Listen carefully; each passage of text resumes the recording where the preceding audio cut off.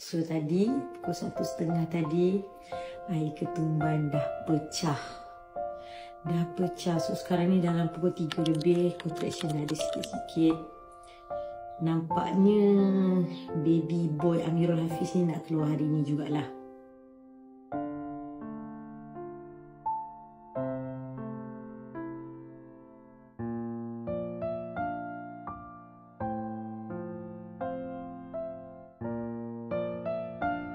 Sekarang dah 9:28.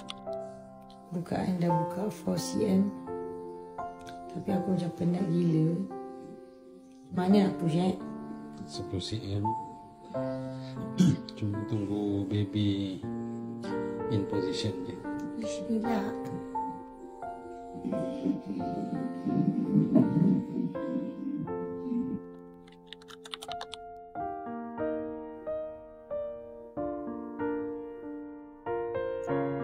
Masuk pukul berapa lepas tu?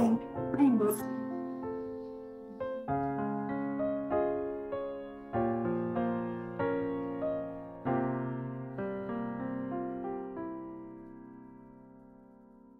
This year. Finally.